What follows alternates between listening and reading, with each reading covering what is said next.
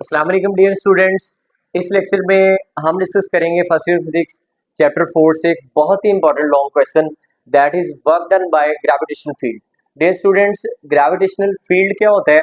अर्थ के अराउंड एक specific region या स्पेस एग्जिस्ट कर रही होती है। उस स्पेस में जैसी कोई बॉडी आती है तो अर्थ उस बॉडी को अपने सेंटर की तरफ अट्रैक्ट करना शुरू कर देती है। अब डियर स्टूडेंट्स, वो जो स्पेस या वो जो एक लिमिट है अर्थ के अराउंड जहां से दूसरी बॉडीज के ऊपर एक अट्रैक्टिव फोर्स या ग्रेविटेशनल पुल लगना शुरू हो जाता है, इस पुल को या इस इफेक्ट को हम कह रहे होते हैं ग्रेविटेशनल फील्ड, या वो जो रीजन है अर्थ के अराउंड जहां पे वो अट्रैक्टिव फोर्सेस अप्लाई करना शुरू कर देता है। सो इसकी डेफिनेशन से हम स्टार्ट करेंगे ग्रेविटेशनल फील्ड की। ये the space or region around the earth in which gravitational force acts on the body या एक्टिंग ऑन द बॉडी। इसको आप कुछ यूं समझ सकते हैं कि ये लेट से अर्थ है, तो ये है अर्थ के अराउंड लेट से वो स्पेस या वो रीजन जहां पे अर्थ दूसरी बॉडीज के ऊपर अट्रैक्टिव फोर्स लगाना शुरू कर देती है। सो डियर स्टूडेंट्स, जो भी बॉडी इस रीजन में आ जाएगी उसके ऊपर अर्थ एक अट्रैक्टिव फोर्स अपने सेंटर की तरफ लगाना शुरू कर देती है, और ये जो रीजन है इसी को बोला जाता है ग्रेविटेशनल फील्ड। तो ये एक छोटा सा कॉन्सेप्ट था ग्रेविटेशनल फील्ड का। इसके बाद आप देखिए, हमने एक्चुअली ट्रेस करना है इस टॉपिक में work done by gravitational field. तो वर्क डन ट्रेस करने के लिए मैं आपको 3 केसेस यहाँ समझाने जा रहा हूँ। ये आपने अच्छे से समझ लिए तो आपके लिए जो ये वाला टॉपिक है ये बिल्कुल आसान हो जाएगा। जरा देखिए, फर्स्ट केस है कि लेट्स से एक बॉडी है और आप इसको मूव करवा रहे हैं in the direction of earth gravitational field, और याद रखिएगा ये जो ग्रेविटेशनल फोर्स है ये हमेशा वर्टिकली डाउनवर्ड डायरेक्टेड होगी। अब एक बॉडी है, इसको आप अर्थ की ग्रेविटेशनल फील्ड की डायरेक्शन में मूव करवा रहे हैं। लेट्स से ग्रेविटेशनल फोर्स जैसे डाउनवर्ड लग रही है, तो बॉडी अगर डाउनवर्ड आ रही है तो इसका जो डिस्प्लेसमेंट है, या आप इसको एच के इक्वल भी यूज कर सकते हैं, ये भी डाउनवर्ड होगा। और ये जो ग्रेविटेशनल फोर्स है कितनी एक्ट करेगी? ये उतनी ही एक्ट करनी है जितना बॉडी का वेट होगा। तो इस केस में अगर आप वर्क डन ट्रेस करें तो फॉर्मूला ये होता है W इज इक्वल टू, अच्छा एक बात आप याद रखिए, F और D के बिटवीन जो एंगल यहाँ पे एग्जिस्ट कर रहा है दैट एंगल इज 0 डिग्री। तो आप इसको यूं लिख सकते हैं W is equal to F G, और D की जगह पे आप H यूज करेंगे, और cos थीटा कितना है, यानी कि थीटा आप जनरली यहाँ पे यूज करेंगे। और हमारे केस में एफ जी वैसे किसके इक्वल होता है? एफ जी सिंपल इक्वल होता है वेट के, और वेट इक्वल होता है एम जी के, और थीटा इस केस में कितना है? 0 डिग्री। तो अगर आप इसको यूज करें ये आ जाएगा W is equal to F की जगह पे आप लिखेंगे एम जी और H as it is, cos theta की जगह पे क्या लिखा जाएगा? 0 डिग्री, और cos 0 डियर स्टूडेंट्स 1 के इक्वल होता है। सो वर्क डन आपका किसके इक्वल आ गया? एम जी एच के इक्वल। यानी कि अगर आप एक बॉडी को in the direction of gravitational force आप लेके आते हैं, in the direction of gravitational field आप लेके आ रहे हैं, उसका जो वर्क डन है ये प्लस एम जी एच के इक्वल होगा। ये बड़ा इंपॉर्टेंट पॉइंट है। ये तो हो गया डाउनवर्ड केस के लिए। अब अगर आप ये स्टूडेंट्स इसी तरह एक बॉडी को लिफ्ट कर लें, मतलब एक बॉडी को इस तरह से अपवर्ड लेके जाते हैं, हमने डिस्प्लेसमेंट ट्रैवल करवाया है वर्टिकली अपवर्ड डायरेक्शन में, और इसके ऊपर ग्रेविटेशनल फोर्स, चूंकि आपका जो टॉपिक है इसमें तो आपने work done by gravitational field he trace करना है ना, तो ग्रेविटेशनल फोर्स किधर लग रही होती है? Vertically downward. तो वर्क हमारा किसके इक्वल हो जाएगा? W इज इक्वल टू, इस केस में अगर आप देखें तो जो डिस्प्लेसमेंट है हमारा ये अपवर्ड है, और जो ग्रेविटेशनल फोर्स है ये किधर लग रही है? ये वर्टिकली डाउनवर्ड है। और ये स्टूडेंट्स इस केस में अगर आप एंगल देखें तो एंगल कितना आ रहा है? 180 डिग्री। तो आप इसको सिंपली देखिए, W is equal to F G H cos angle कितना यूज हो रहा है? 180 डिग्री। सो कॉज 180 डिग्री जो है ये -1 के इक्वल होता है, और एफ जी की वैल्यू आप पुट करें that is M G. So इसको आप लिखेंगे W is equal to M G H, और कॉज 180 किसके इक्वल है? -1 के। सो W किसके इक्वल आ गया? -एम जी एच के। ये हमारा केस नंबर 2 का रिजल्ट है कि अगर आप एक बॉडी को अपवर्ड लिफ्ट करते हैं तो जो work done by gravitational force होगा ये नेगेटिव एम जी एच के इक्वल होगा। सो डियर स्टूडेंट्स, यहाँ पे मैंने आपको 2 केसेस समझा दिए, एक तो है आप in the direction of gravitation force या ग्रेविटेशन पुल जैसे एक्ट कर रहा होता है अर्थ का, डाउनवर्ड लेके आते हैं तो पॉजिटिव mgh होगा, अपवर्ड लेके जाएंगे तो नेगेटिव mgh होगा। एक लास्ट केस आपको यहाँ पे और सीखना है और उसके बाद हमारी डेरिवेशन मेन पार्ट की तरफ जाएंगे। डियर स्टूडेंट्स, अगर आप एक बॉडी को इस डायरेक्शन में लेके जाएं, राइटवर्ड या लेफ्ट डायरेक्शन में लेके आए और ये डिस्प्लेसमेंट डायरेक्शन है, तो ग्रेविटेशन फोर्स इस बॉडी के ऊपर किधर लग रही होगी? That is simply vertically downward. तो इस केस में अगर आप देखें तो ये जो एंगल थीटा होगा हमारा, ये किसके इक्वल है? 90 डिग्री के। So work done by this concept, अगर आप ये वाला कॉन्सेप्ट देखें हॉरिजॉन्टली, जब बॉडी को लेके जा रहे होते हैं तो फोर्स इक्वल होती है वेट के और वेट आप लिखेंगे mg के इक्वल, और इस तरह d डिस्प्लेसमेंट है और cos यहाँ पे एंगल कितना यूज होगा? cos 90 डिग्री, और cos 90 डिग्री स्टूडेंट्स 0 के इक्वल होता है। सो वर्क डन हॉरिजॉन्टली जो होगा ये हमारा हमेशा 0 के इक्वल होगा। अब ये तीन इंपॉर्टेंट केसेस हैं, इससे आपकी जो टोटल डेरिवेशन है, नेक्स्ट जो हमने टॉपिक सीखना है यानी कि इसकी जो मेन डेरिवेशन है वो इन तीनों कॉन्सेप्ट के ऊपर सारी बेस्ड है। तो डियर स्टूडेंट्स, इसको आप अच्छे से समझ लें। नेक्स्ट हम देखने जा रहे हैं work done by gravitation field, तो इसकी मेन डेरिवेशन की तरफ हम बढ़ते हैं। हम इस केस में इमेजिन ये कर रहे हैं कि लेट्स से एक बॉडी है जो कहीं इस ए पोजीशन के ऊपर मौजूद है और हमने इसको लिफ्ट करना है, फाइनल पोजीशन ये आप लेट्स से कह लीजिए कि पोजीशन सी है। हमने एक बॉडी को ए से सी पोजीशन तक लेके जाना है। अब इसके आपके पास कितने पॉसिबल वेज हैं, या हमने ये कुछ पाथ्स हैं जिसके ऊपर हमने वर्क डन ट्रेस करना है। डियर स्टूडेंट्स, पहली पॉसिबिलिटी ये है कि आप ए पोजीशन से एक बॉडी को लिफ्ट अप करें और इसको आप ले जाएं किस पोजीशन पे? बी पे, और बी से देन आप इसे मूव करवाइए और इसे आप ले जाइए इस पोजीशन सी तक। इस तरह ये आप कह लीजिए ये है हमारा पाथ 1, यानी कि ये पाथ 1 है। इसी तरह सेकंड पॉसिबिलिटी है कि आप ए से लेट्स से एक बॉडी को यहाँ इस पोजीशन तक ले आए और इसको आप डी पोजीशन कह सकते हैं, और डी से आप अगेन लिफ्ट अप करें और इसको आप सी तक ले जाएं, यानी कि ये आपके पास सेकंड पॉसिबिलिटी है। इसको आप पार्ट 2 कह सकते हैं। इसी तरह थर्ड हम एक और पाथ है जो डायरेक्टली हम ए से सी तक एक बॉडी को लिफ्ट अप करेंगे, तो ये लेट से है सी पाथ, जो पाथ नंबर 3 है, यानी कि ए से सी तक ले जाने का ये थर्ड पाथ है। सो डियर स्टूडेंट्स, ये 3 डिफरेंट पाथ हम चूज कर रहे हैं। एक बॉडी को हमने इनिशियल पोजीशन उसकी ए है और फाइनल पोजीशन उसकी सी है। अब मल्टीपल वेज हैं, आप पाथ 1 से ले जाएं या पार्ट 2 से ले जाएं या पाथ 3 से आप ले जाएं। तो ये मैं एरोहेड से शो करवा देता हूँ कि this is actually path number 1 and that one is part 2, और इसी तरह दिस वन इज पाथ 3। तो पाथ 1, 2 और 3 पे हमने वर्क डन ट्रेस करना है। और ये देखिए, अगर हम work done bye path 1 trace करें, वर्क डन बाय पाथ 1 ये किसके इक्वल है? अगर हम पाथ 1 का वर्क डन देखें, हम ए से बी तक बॉडी को लेके जा रहे हैं और बी से देन सी तक, तो मैं इसको पाथ 1 की मेन नेम जो है इसका ए से बी और बी से सी, सो WABC, ये हमारा पाथ 1 है। और डियर स्टूडेंट्स, यहाँ पे जो पाथ 1 है ये 2 हिस्सों में स्प्लिट अप हुआ है। ए से बी तक हम बॉडी को लेके जाएंगे, सो कुछ वर्क डन आपको A to B करना पड़ेगा, और इस तरह हम बी से सी तक बॉडी को लेके जाएंगे, सो प्लस WBC।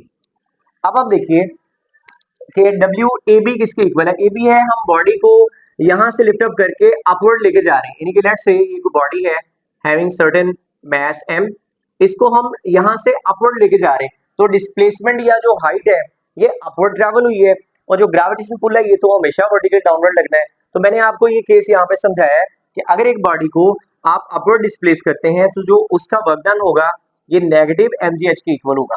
तो यहाँ पे आप इसकी जगह पे जनरली पुट करेंगे माइनस mgh प्लस WBC किसके इक्वल? BC की हमारा हॉरिजॉन्टल वर्क है, जैसे यहाँ पर कोई बॉडी मौजूद है और हम इसको स्ट्रेट लेके जा रहे हैं, इस केस में आप देखेंगे जो ग्रेविटेशन पुल है ये तो डाउनवर्ड लग रहा है और जो डिस्प्लेसमेंट है वो इस डायरेक्शन में ट्रैवल हो रहा है, तो जो work done by gravitational force होगा ये हमारा इस हॉरिजॉन्टल केस बनता है, ये 0 के इक्वल होगा।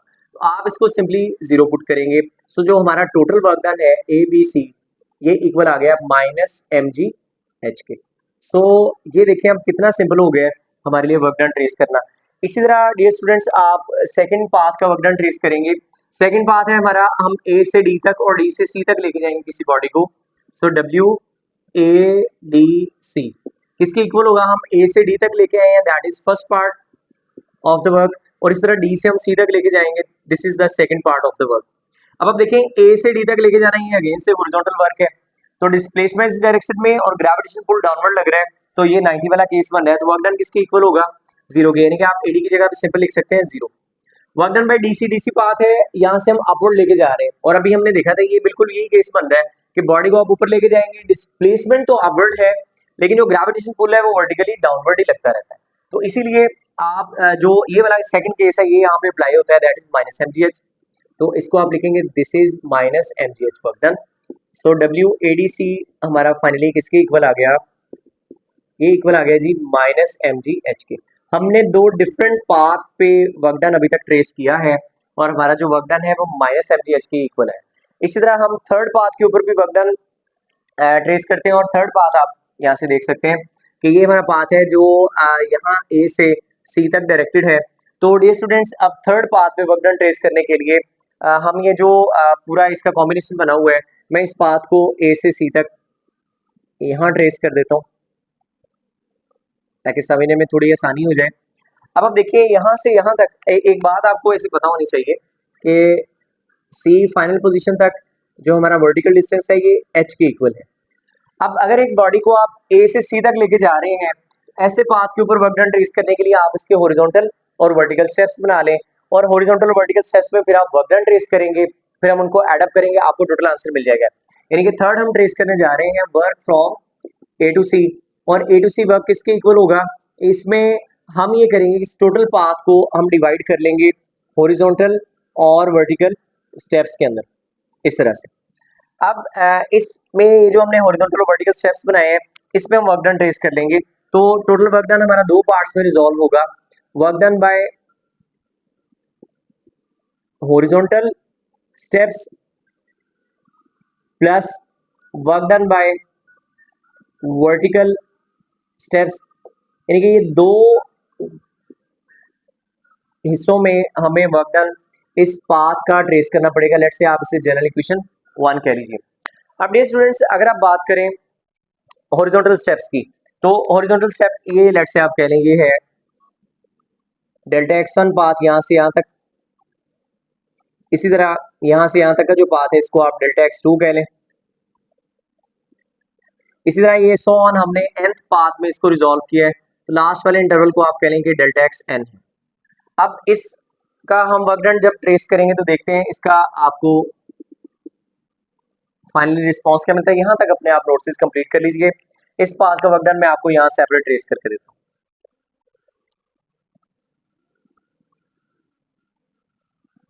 अच्छा ये आप पॉइंट आप पहले से लिख लीजिए कि प्लस mgh कब होगा, नेगेटिव mgh कब होगा। आपको मैंने ये बात अभी बताई है कि नेगेटिव mgh तब होना है जब आप बॉडी को वर्टिकली अपवर्ड लिफ्ट करेंगे, सो ये नेगेटिव mgh हम कॉन्सेप्ट अभी ये जो लास्ट वर्क डन है वहां पर भी यूज करेंगे।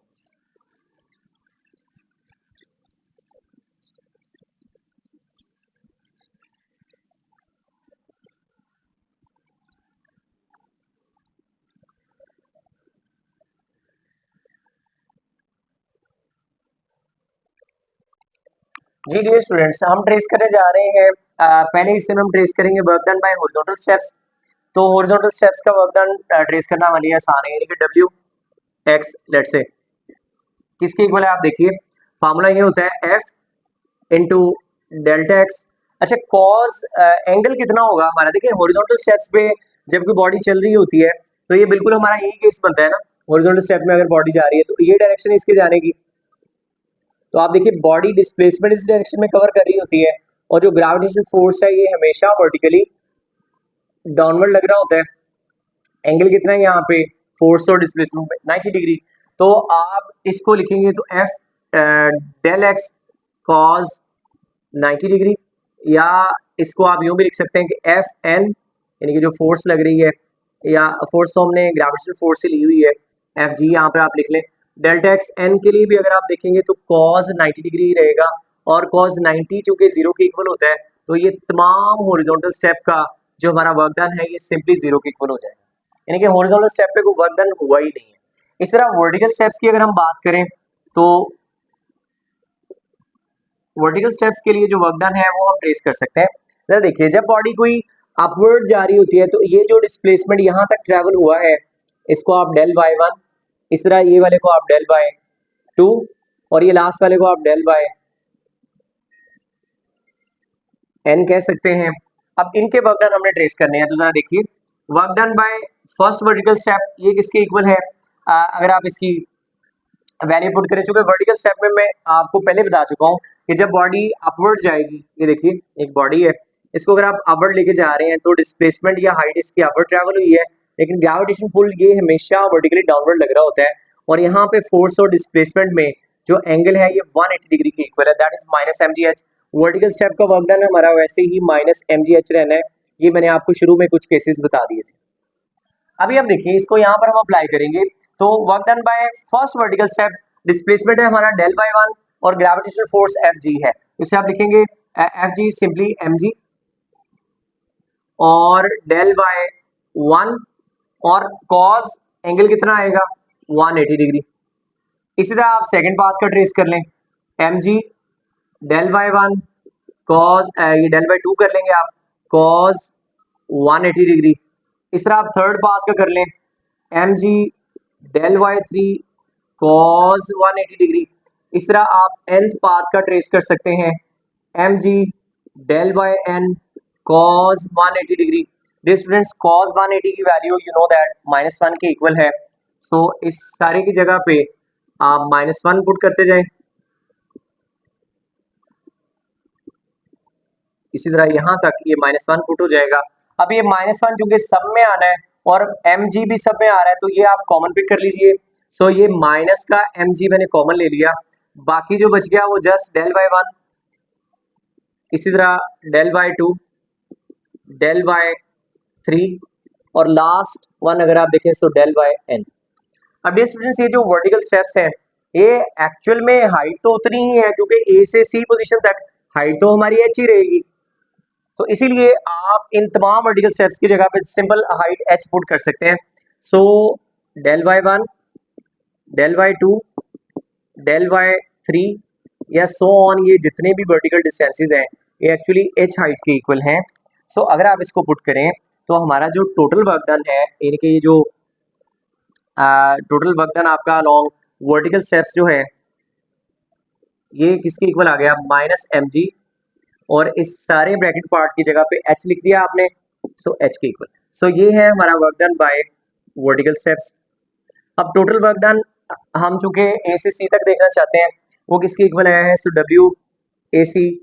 Work done along horizontal steps वो तो हमारा वैसे ही जीरो रहा है, हमने इनिशियली ट्रेस कर लिया, यहाँ पर जीरो आ जाएगा, प्लस और वर्टिकल स्टेप्स पे जो वर्क डन है ये -mgh आया है, इसको अगर आप देखें तो WAC की वैल्यू आ गई -mgh।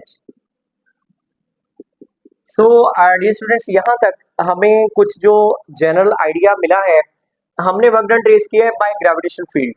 ग्रेविटेशन फील्ड में जो भी वर्क डन होता है, क्योंकि ग्रेविटेशन फील्ड ये हमारा एक कंजर्वेटिव फील्ड है या ग्रेविटेशनल फोर्स एक कंजर्वेटिव फोर्स है, ये मैंने आपको प्रीवियस लेक्चर में इसका मेजर कॉन्सेप्ट या मेजर डिफरेंसेस बताए थे कंजर्वेटिव और नॉन कंजर्वेटिव के। चूंकि ये कंजर्वेटिव फोर्स है इसीलिए आपने देखा है कि हमने डिफरेंट पाथ्स फॉलो किए हैं, लेकिन डिफरेंट पाथ के ऊपर किया गया वर्क डन हमारा वो सेम ही आया -mgh। ये ABC पाथ पर आया, इस तरह ADC पाथ पे भी -mgh ही आया और A से C पाथ के ऊपर भी वर्क डन हमारा -mgh ही आया। ये शो कर रहा है कि हमारा जो ग्रेविटेशन फील्ड है ये एक कंजर्वेटिव फील्ड है। अब क्वेश्चन की नेचर चेंज भी हो सकती है, वो आपको ये भी कह सकते हैं कि prove that work done by gravitation field या prove that gravitation field is a conservative field. So एक तो हमारा वर्क डन पाथ पे डिपेंड नहीं कर रहा, तो जिस फील्ड में वर्क डन पाथ पे डिपेंड ना करे वो कंजर्वेटिव फील्ड होता है। सो डियर स्टूडेंट्स, यहाँ तक हमारा ये फर्स्ट पार्ट कवर हो गया। लेट्स से वो आपको ये कह देता है कि prove that work done by gravitational field is independent by path followed, तो ये आप कवर करेंगे, या वो ये कह देता है कि prove that work done by gravitation field is equal to zero. तो आप वो जीरो किस तरह से प्रूव कर सकते हैं वो मैं अभी आपको एक छोटा सा केस करवाने जा रहा हूँ, जरा देखिए।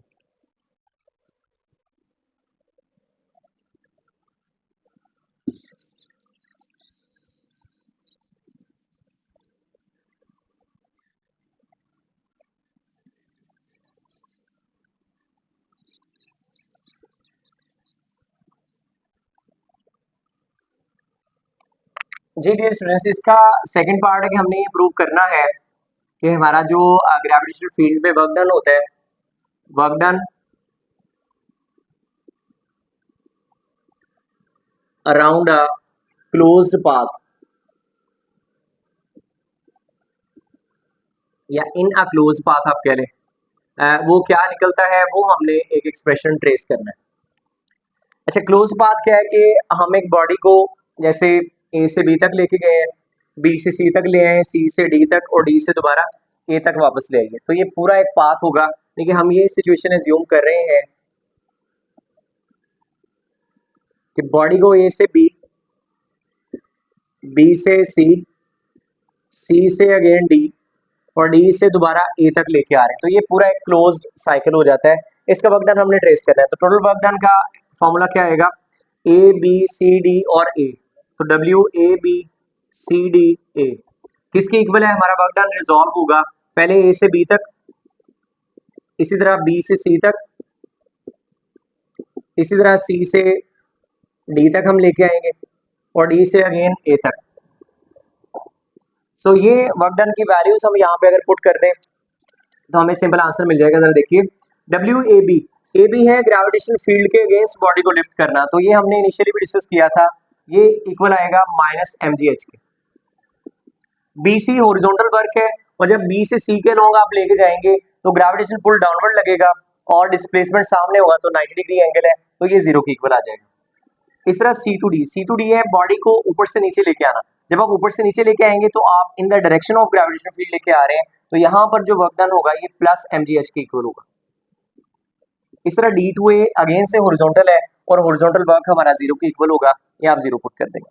अब आप यहाँ पर देखिए कि प्लस mgh और माइनस mgh एक दूसरे को कैंसिल आउट कर रहे हैं, so total work done around this closed path A B C D A एक इसके इक्वल आ रहा है जीरो के। सो ये यहाँ पे क्लियर हो गया है कि work done around the close path ये जीरो के इक्वल है और वर्क डन पाथ के ऊपर भी डिपेंड नहीं कर रहा, तो ये दोनों कंडीशंस जो फील्ड पूरा कर दे वो कंजर्वेटिव फील्ड होता है। हेंस यहाँ पे आप ये लिख सकते हैं, hence gravitational field is conservative field. So ये डियर स्टूडेंट्स आपका ये एक इम्पॉर्टेंट लेक्चर क्लोज हो चुका है। नेक्स्ट लेक्चर में मुलाकात होगी, इसकी अच्छे से आपने प्रैक्टिस करनी है, नोट्स अपने डेवलप करने हैं। नेक्स्ट लेक्चर में मुलाकात होगी, तब तक के लिए अल्लाह हाफ़िज़।